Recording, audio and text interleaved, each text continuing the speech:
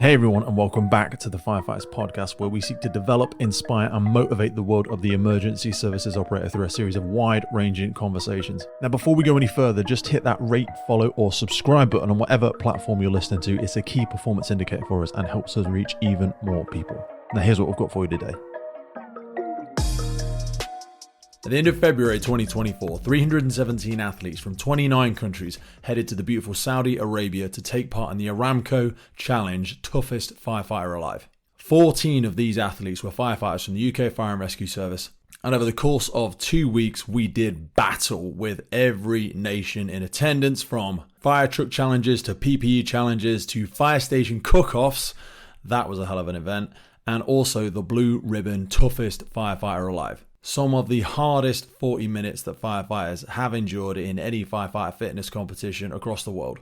Now, I was lucky enough to be one of those athletes, and as you won't be surprised, I took the opportunity to think, whilst I'm out there with these tactical athletes, these beautiful freaks from all around the world and our first responder brothers and sisters, to grab a few occasions where we would sit down with some microphones and hear a little bit about what life is like and what the fire service is like in their part of the world. So over the next couple of weeks, we are going to do a quick mini series of a TFA, that's Toughest Firefighter Alive roundup, from a whole bunch of these chats.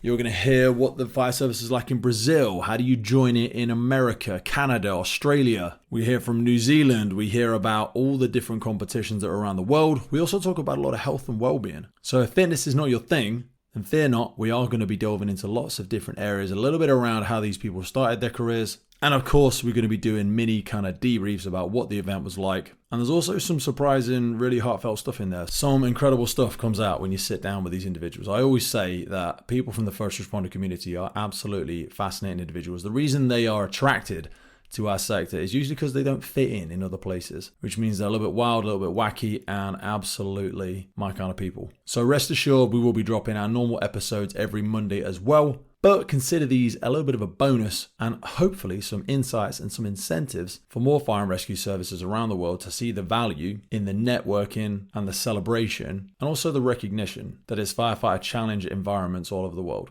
So I hope you enjoy this mini series, and please think about sharing it with someone else in your circle. We go in lots of different directions where lots of people would take benefit. So don't be selfish. Be sure to tag this, follow it, rate it on the platform you listen to, and share it. Bounce it into that WhatsApp group for everyone else to take value from hearing the voices, the stories, and the shared lived experiences of firefighters and first responders from all over the world. Brad Dix, Strathcona County Fire Department, Canada. Dave Murray, Strathcona County Fire Department, Canada. Carla Morrison, Strathcona County Fire Department, Canada. Brad Shearing, Syncrude, Canada Limited Fire Department. Can we get the my zones in a minute? No, go on. No, it always gets edited anyway.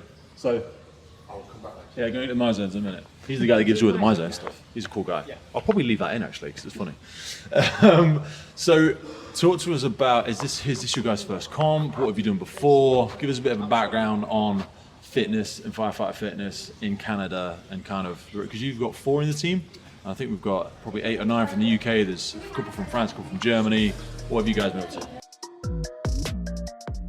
This episode of the podcast is brought to you by Gore-Tex Professional Fabrics. Now, we all know the working environment of a firefighter is filled with challenges. We face serious risks on the job, such as heat exhaustion, burns, physical and mental stress, and we frequently come into contact with high levels of toxic chemicals. Now, I have been wearing Gore-Tex for nearly 2 decades on the front line, working in hostile environments, tackling challenging incidents from firefighting to water incidents and in urban search and rescue environments. Gore-Tex have a well-earned reputation for protecting professionals in the fire and emergency services through their family of highly innovative, waterproof, breathable moisture barriers that exceeds global performance standards and are trusted worldwide.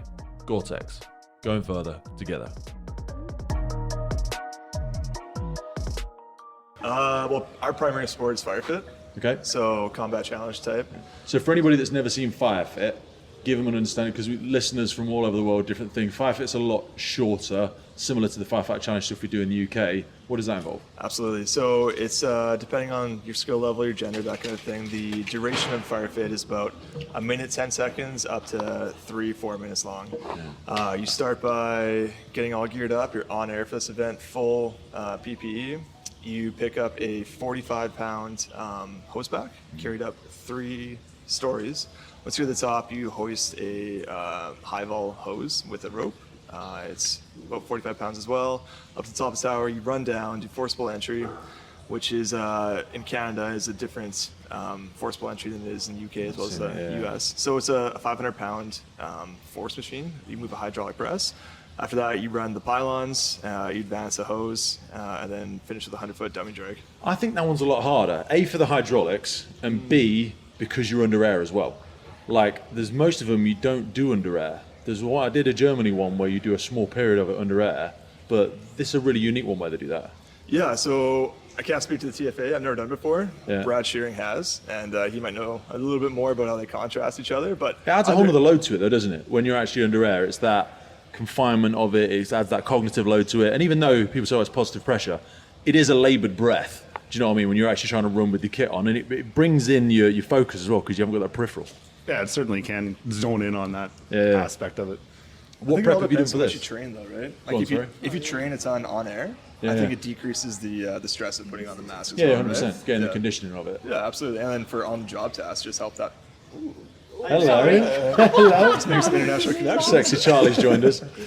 Just make some international connection, or makes you better for like your actual job if you're training on air all the time as well. Yes, 100%. That's the realistic aspect of it. So what sort of comps have everybody done?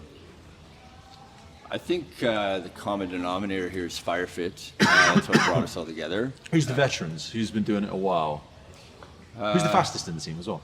So Brad Dix. Fastest in Brad's pretty Canada. humble. You fastest in Canada? Yeah. Well, I mean, yeah, just Canada. Humble. Just Canada. Canada's a shit hole. No, it's Canada. No. So because it's a growing sport over there. He's one There's of a the lot of people. fastest there is right now. Really? Yeah, amazing. so he's rivaled a couple of the fastest guys in the world. Wow. So we've had Jared Johnson on the podcast a few times. You compete against Jared? I actually did. Oh, he's here I again beat as well, him isn't he? in. He's coming here tonight. He'll be here about 9 o'clock. I spoke with him Oh, earlier. beautiful. Yeah. Yeah, Jared's a beauty. Love that guy. We raced the first time. You spoke to his dad? Oh yeah. Jimmy. He's a We had weapon. Jimmy on the podcast as Oh, well. did you? Jimmy is wicked. The Yeah. stories Jimmy Johnson's got. He's an absolute amazing weapon. guy. I But love sorry, that guy. go on. So you've done some stuff for Jared before? Yeah. In September we were October we were in Florida for the World Combat Challenge. First time we ever did that one. Yeah. I raced him in the wild card match, and he slipped on a pylon, so I beat him. I think I did a 119 down there on that race, and he was Love it. 123, something like that. How cool is that? We need to go to Florida. That sounds Well, yeah, it's amazing. on our Oh, list. this year We'll it's get in there. Nashville, actually. Yeah. Yeah. What's the support like from your services and stuff? And again, we're not going to slate anybody, but for us, as an example, Charlie's here supported by his service. They've given him leave for it. Me and Sarah, we've had to take our own personal leave and sort of get ourselves out here. What's the support like for you guys and girls? Our department's been really great. Our management supports us. We don't get the time off, but they do give us some financial support. They often pay our entry fees, hotels. They give us a vehicle to drive to events within Canada. That's really You're good. all in the same service? The three of us are. Yeah. I'm in my own service, but this exact same support. What, service of one? Just you're Oh my God, he's like Devon. That's all you need. one man firefighting band. Because he is the man. How big is the organisation? Because sometimes it is a reflection of the size of it. Like my service is smaller than Sarah's. Yep. Yours is is a quite little bit larger. Charlie's a bit larger. What are we You've got talking London for Fire numbers? Brigade. It's like 6,000 staff, so they pay for a lot of their staff. How many firefighters have you got? We have a department of 180, I believe, full We're time. 180 pretty close to operational firefighters. 200 right now. Is that it? Yeah. Yeah. We're a small Oh, department. And they let 4 of you come here. 3. Three of you, sorry. Yeah, 'cause he's got his own service. Yes. I'm listening, I promise. Okay, that's surreal then, because they obviously think this stuff's important. It's not like you're off having a jolly. They actually think there's value in it and they support you doing it, because it is tough to keep doing this stuff. I don't know what the fitness levels are like in your service. Like in the UK, the entry requirement is embarrassing, and this is actually quite rare that people will come and do this stuff. I think interestingly, a few of us are on our recruitment committee. We're going through a huge growth phase. Nice. And there's a big emphasis right now on the fitness aspect because that is a barrier to entry for a lot of new people. So they've kind of let us run with this kind of as role models. We also have like a peer fitness team. So our department's really good at What supporting. are the fitness standards in your departments? What's the entry levels? What do they have to pass as a fitness test? There's a standardized test at one of our universities that kind of most of Western Canada uses. It's a treadmill test. Yeah, we do that. 13 minutes long. Yeah, exactly. On an That incline. is so. You don't Yeah. even Gradual run. incline. Don't even run.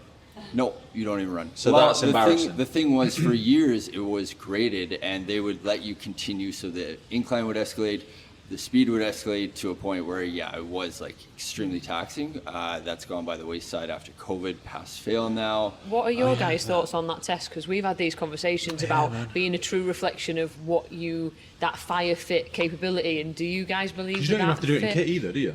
You are, yeah. Do you? in Because gear. you can do shorts t-shirt in the UK. Oh yeah, we wear we could wear You do it in kit this. as well? Yeah. Yes. No, you are. Shorts, t-shirt, trainers. Yeah, you're in gear with the pack on. I think a Oh, so really you've got your interesting BA set on thing. as well. Well, that's good. at least Yeah, something. yeah, yeah. That's more. Yeah, was we had the gentleman who's been in the service for decades doing the research, and basically he did a presentation because we were bringing this up. We're going like, this is absurd. How are we not You're setting people up to fail, I think. not to hire That's to what a I've said anyway. standard? And he explained that basically there's a lot of law that comes around employment standards, and we had to kind of reverse the engineer.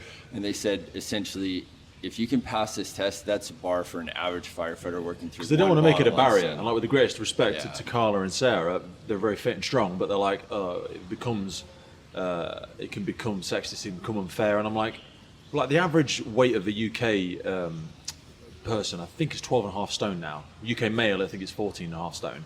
But How much the- is that pounds or kilograms? You know? So it's 2.2 kilos to us. How much is that? 90? You're talking 78 kilo for around that 12 stone. Yeah. isn't it?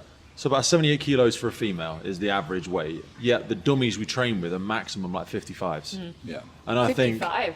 yeah. Yours. Oh. What are yours? What are yours? Ours are 80. Wow. 80 kilo dummies. Seriously? So that's Wow. reflective. Because also that's another thing where they're like, oh, we're manual handling, like, don't want to Yeah, it set does. people up. And I'm like, what are we going to do to get there and say, oh, we can't rescue that person, they're 16 stone. I mean, I've lost 6 stone. I used to be 24 stone as a firefighter. Now I'm like 18 stone. But I'm like, I always say to my recruits, like, you need to be able to rescue me in my BA set. Yeah, the weight of our rescue Randy for Firefit is 180 You use the pounds, Randys, so don't you? The 70 Randys are rigid. That's, Yeah. that's sometimes Yeah. where I think that's not fair as well, because I'm like, a casualty doesn't move like that. They're not Yeah. rock solid. Do you know Is what that I what I mean? see Jared train with as well? Yeah. If you have short arms, though, it's hard to get around them. Yeah, and it can hurt as well because it's rock solid. Yeah. What service are you from, brother? Where you at? Syncrude Fire Department myself. Okay. It's the why same why thing. have you got no friends? Why are you here by yourself? Brad and I used Were to they be all friends. intimidated by the mustache and they're like, It's we're not just not amazing. rolling It with used to you? be I love this mustache. That Me and mustache Dave is used to like- work for the exact same company. But he couldn't keep up, so He left and went to couldn't grow the Strathmore. facial hair, so we had to knock it on the head. Yeah.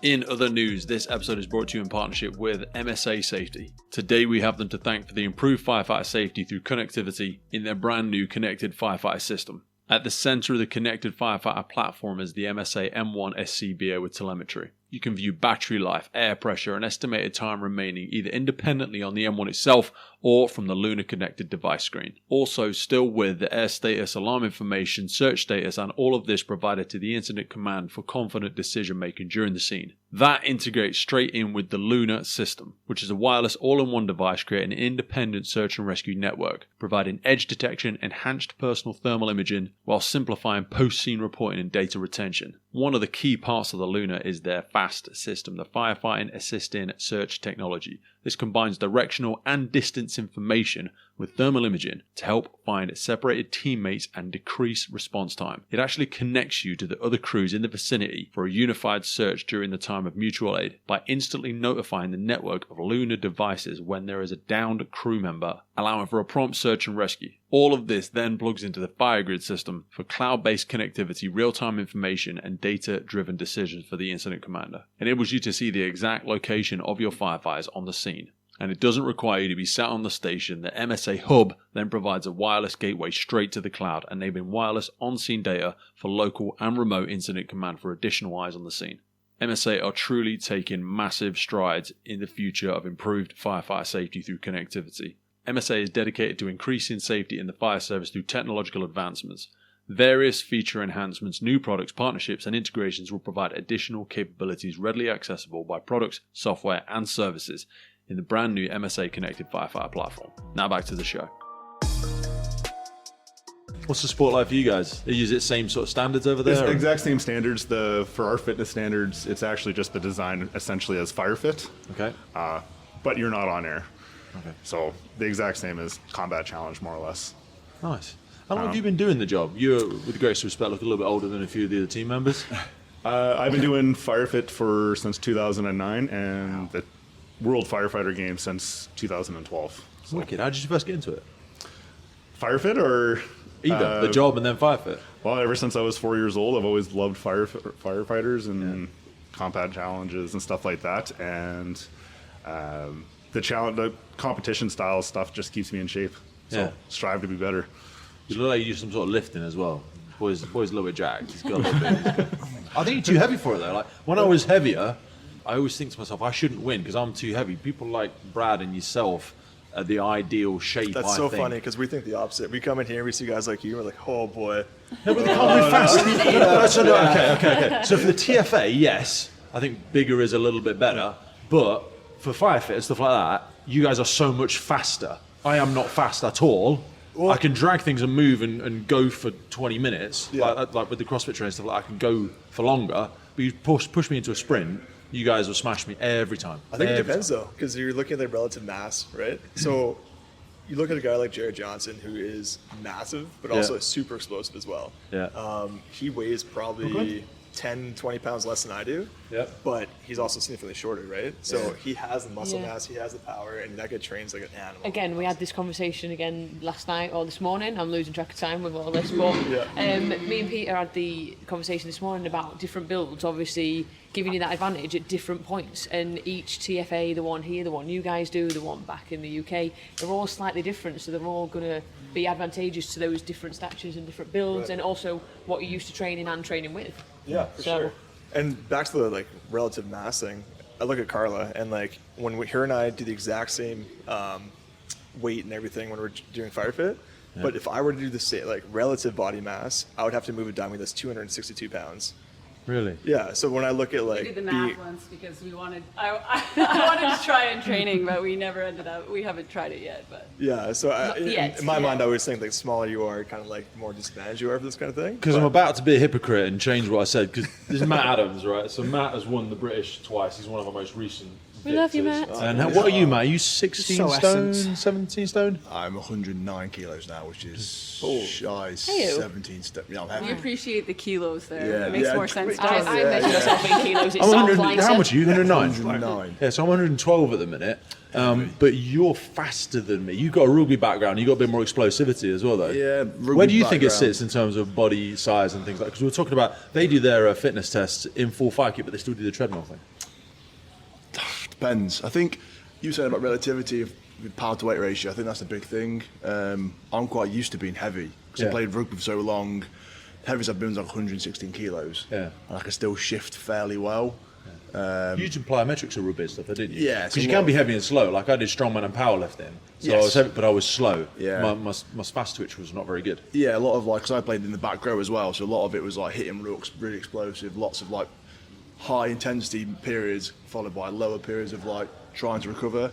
It's a lot of plyometrics, lots of power work, and that's kind of what I've done since I was 15, 16. So I've kind of gained weight and kind of gained, well, power stayed relative, and then I stopped doing so much power training. And you've got your gammy hands. It's just half the problem. Yeah, gammy hands, gammy feet. Oh man, I've got to And he's snapped his thumb and broke his other finger, so he can't grip stuff properly. It's all good. We're Gimpy's. There you go. That's awesome rugby. So I want to be respectful of your time because I know you guys flew in today. It was an early flight and stuff like that. But I just want to ask you about the course. You're going to go see it tonight. But I'm sure you've seen some of the stuff on videos. You've seen the blueprint of what it looks like. There's fundamentals in there, like it's 10 floors. There's the wall. Talk to me about things you are looking forward to, things you want more detail on, things you're perhaps a little bit reticent about. Today's podcast is powered by our partner Lifelines and their revolutionary approach to functional hydration. Just like in firefighting, water is essential for body function, but studies show more than 80% of firefighters are dehydrated. A 25-year study findings from the National Institute of Health showed poor hydration to be linked to early aging and chronic disease, and even mild dehydration results in significant negative impact outcomes including headaches, exhaustion, rapid pulse, irritability, and poor cognitive function. A study conducted by Yale University showed that participants who were just 1% dehydrated had a 12% increase in errors when performing tasks that required cognitive flexibility. In addition, dehydration is shown to worsen mood and attitude, contribute to confusion and poor decision making, and negatively affect memory and judgment. In other words, you really don't want your incident commander, firefighter, or for that matter any first responder on a critical scene to be even slightly dehydrated. Mild dehydration occurs when a person is just 1.5% dehydrated, a condition that does not even trigger the thirst response in most people. So just imagine how quickly a firefighter or any first responder can and does become dehydrated in their day-to-day duties, which is why I address my hydration first thing every day with Lifelines. Go into the notes for this episode and specifically check out Lifeline's Hydro Fuel and Hydro OG by clicking in the notes for the podcast for a clean energy solution designed for those who demand more from their day. Now back to the show. I think we tried our best to replicate what we kind of pieced together online before. We were like looking at a mix of YouTube videos and the stuff they sent out. We were trying to make it happen at our work at some buildings we had for like the stair climbs. Funny story, we've been kicked out of multiple buildings for doing stair climbs just arbitrarily. Well, you run down with your gloves and your black marks all over the wall. We're downtown in our city and people keep walking by going, what are the scuba tanks for? And we just say, The fire kit didn't give it away. No. Well, we go a little incognito, just, We wore packs and workout boots shirts, and just got packs kicked and out. boots, and they're looking at us. Where are you guys at with boots? Because they're like, talk to me about kit as well. There is some drama. Like helmets versus Yeah, boots. we're the Hicks hat, Hicks is obviously the Well, best brand, right? Hicks are a partner of the podcast, but we don't care what anybody says. We always they're good with us because they're like, look, we want people to be honest. If they think they're rubbish, they think they're rubbish. But I've got Fire Eagle boots for all of the UK team because they're so much nicer. But one of our team, they just got some Rosenbauer kit. And I'll be honest with you, like their boots, I'm like, they are not structural firefighting boots. I'm like, So- talk to me of a corn, Brad, because you've seen stuff, and I've seen some of the American stuff where I'm like, bitch, because I've got one of the old World War II military helmets, and I like wearing that one, but Yeah. it ain't a firefighting helmet. Some people wear like, so I don't wear it anymore because it's not right. So But, big point of contention is in Canada specifically, they're pretty stingy on the gear, and it has to be NFPA standards. yeah, 100%. Should be. For interior structural firefighting. But then we get a lot of like European people coming over, and they aren't held to the same standard. So the thickness of the gear, our gear being double See layered. people cutting lining out and stuff like that. Yeah. You see this that in is- America. You see we've this heard in stories. America. We haven't seen anything. And then also like the boot size. Like our boots have to be 13 inches in height. To compete. And then when other countries come over, they're to their standard, so it's down to 8 inches, 6 inches, whatever it is. We've seen guys replacing the soles of their shoes, or their boots, so it's not like the thick rubber boot sole, it's just running shoe. Glove size is huge. We have interior gloves, interior structure firefighting gloves, and then some people are running with just like gardening gloves on. Basically. Well, that's the thing here, isn't it? So your gloves must be on you, but you haven't got to wear them. So for firefighting, It is odd. It's odd. Yeah, Firefight, you have to wear your structural. BFC, firefighting you have to wear yeah. structural firefighting kit. But all I the don't know, time. our structure gloves are much thicker than the European ones when we've competed against them. Well, they Yours was are comfy. Ours, Bristols. I mean, I have them here. Yeah, I got but- my pair there. Yeah, FPA. but they're big. It's just wild, like the Yeah, the discrepancies. dexterity on it and stuff on it. Yeah. It was a big game changer. Oh, absolutely. I think I've got a pair of Vanguard Fire. Yep. I've got a pair of them. So these are the NFPA standard ones. gloves here that Brad has. That's typical. They're not thick. I don't think that. No. Have you seen? Ours are thicker than this. Jesus, you're saying that's thick? We could touch lava. Oh, they're even thicker. they're Wow, really ours are like Mr. Blobby gloves. If you ever remember Mr. Blobby, it's like you've got, Oh, really? you struggle to press your DSU and your bodyguard with them. Ours are big fat things, aren't they? So will you guys race in gloves? No, week? we will no because we're allowed to wear rubber gloves. Yeah. Effectively, I bought some rubber gloves over, and you're gonna borrow them, aren't you? yeah. Because the grip on the tower, the grip on the rope. I did Firefit in France once, and the third hit on the force machine, the hammer went about 20 foot in the air, and everyone's like this because it just slipped out my hand. So, but they're not even very long. They wouldn't come up to your cuff. No. You've got exposed skin there. Well, No, because we you'll have, have a cuff thumbs. that'll. You do have lining that will go up and wrap around your thumb, so you're. Yeah, ours do as well, but they'll still come down to Yeah, the we've quite. Ours are very different to yours, but Yeah. I think yours look better. Straight away, you can actually feel. I imagine you've got fairly good dexterity in them. They're not too bad. Like we never really mind, and The nice thing about racing other Canadians or Americans is that they're like pretty much standardized for the glove size. But over here, it'd be the Wild West. A little bit, yeah. Because some people have got water rescue helmets as well, or they've got their rope helmets. True. And you're like, Yeah. like, well, you saw my pink helmet in there. It's big, heavy, Fantastic, clunky yeah. MSA. Yeah, it looks great, but it's not ideal in terms of, No, not at you know, all. you want some of these tiny little ones. Like some of the Americans have got the really, really old, authentic firefighter helmets, but they're really small. And I just think there's a bit of an argument for that. But it's an interesting one. So, sorry, talk to me about, you were going to say? No, I just always find this topic so hilarious because we talk about the ounces. That's what we gripe about. And then you watch everybody at the buffet in the morning. Yeah. Like, you want to shave a few pounds. It's not about the weight of it for me. It's about, sometimes you had the helmet slip off because they don't ratchet up properly sometimes. If you haven't actually got your SCBA on, they don't sit on your head very well. And we've seen a number of people's helmets will fall off the front. And it's the dexterity and the movability in it. Do you know what I mean? The range of movement with heavier fire kit is terrible. I'm less concerned about the weight. I'm more concerned about my body not being able to move very, very well in it. I'm all about the weight. I've got to cut as many pounds as possible. I've got to shift some weight around. It ain't going to make much difference to you. We were saying about the wall and stuff. I know we're tight on time, but talk to us about some of the aspects that you've tried to copy. Didn't practice at all. Just hope for the best. You know? Yeah. Well, we went there last night and they didn't have a ledge on it yet. Oh. So they have a wedge, don't they, halfway up it when I've done it before. And then on the training wall they had it, but they hadn't put one in yet. Is the rope? So the refs had to go and remind. The rope was on it, so we didn't have a go last night. But I think it'll be there when you guys go there tonight. Is the rope thick or thin? It'll be. The training one was about that. It's fairly Oh. thick, so I'm hoping it's the same. Okay. I just seen a video that somebody had posted where that bar or that wooden step is there halfway up. Yes. Yeah. We simulated Because without it, but that, with I like genuinely a- think you would have people would not get over that. It would be quite difficult. What is the strategy for that thing? Some people wouldn't clear it. What do you guys do for that? Well, So just single foot for you. You'll just go single foot on it, two-handed over the top. Oh, okay. I think you'll do one pull on the rope. I think You'll go one pull, two-handed on the top, Yeah. kick over. Now with this one, there's actually a platform the other side of it before you hit the crash mats. Ones I've done before, you straight over the top onto a crash mat, so people just roll over the top. If you roll over the top on this, you will smash your back on that steel platform, and it will not be fun. So you need to 2 foot over the top, but actually land on your feet, and then you can jump to the crash mat. Is the way it looks. It's not as daunting as you think. Yeah. Because I was thinking, because we were talking about last night, like Yeah. if there's no ledge, that's quite a big pull. But we went at it, and it was like pull myself up to the ledge, and then literally like hands over, like jumping a garden gate. It wasn't that bad. Okay, But obviously, Yeah, that's one we haven't really done before. We did throw a rope on one of our props at the station. It wasn't as high, but it was an 11 mil rope, so it's a lot different. yeah, that's a big difference. Yeah. And then the 10 floors to finish. I think that will smoke a few people. I think the hose smoked one of our guys. We won't say who today, but Yeah, hauling it's heavy. Yeah. The The rope double is, hose packs. the hose pull here is shorter than normal, though, right? the hose pull, Yeah. I think it's 75. But here it's only 45, I think. That's definitely enough. What? After doing it today, it was enough. Oh, okay. It's quite hard. What's yeah. the flooring? Is it turf or is it like? Astro? AstroTurf. Oh, it is. Eh? Does that Well, make it it's harder or easier? synthetic grass AstroTurf. Right. That makes sense. So like lots more friction then, eh? Yes. Yeah. Yeah, doesn't glide on it. And then the double hose pack, I think, for some of the athletes, because mind you, Firefit's a double hose pack as well, isn't it?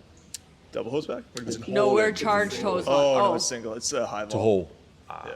Oh, yours is a single. Okay, because this is a it's double. high vol though. Yeah, so it's 5-inch hose. Yeah, okay, 125, 5-inch okay. hose.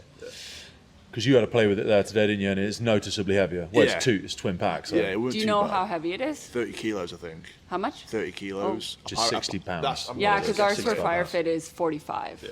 Yeah, so it's a good Kilos. 25 pounds. No. 45 pounds. Pounds. So 20. Yeah. Kilo- or No, it's 20 going to be a kilos. good 20 pounds heavier than that. Perfect. So you'll notice it. Do you it. have to single step going up with the BFC. plates? We have, When you carry the plates? Oh, okay. Because we read online that you have to do single steps when you're holding those plates going up. And It does say singles with the I plates. imagine, health and safety thing, they probably. that'd be annoying. yeah, I tried 2 today, and it was doable. 2 was all right. will But be, I got long legs. You'd trip over yourself trying to do a single step. Right. Good luck, folks. It'd be great to catch up later on in the week after you've all done it. But go and get your heads down. It was great chatting. The Firefighters podcast was created to recognize, acknowledge, inspire, and hopefully even motivate these incredible individuals who have chosen to be part of the first responder community. Our driving purpose is to create a legacy resource for the current and future generations of firefighters and first responders. We get some incredible feedback from listeners and guests, and as the podcast grows, our desire to create longevity and sustainability means that we are asking for the support of our listeners. If you want to support the podcast, if you want to get discounts to our merchandise, hoodies, clothing, coins, patches, tallies, and also access to all of the incredible documents get shared with us from our podcast guests and sector leaders, and please head over to our Patreon page, and for just £3 a month you can support the future of the podcast. Please finally hit that follow, subscribe or rate button on the platform you're listening, and wherever you're in the world, please support your emergency services responders, and thank you for listening.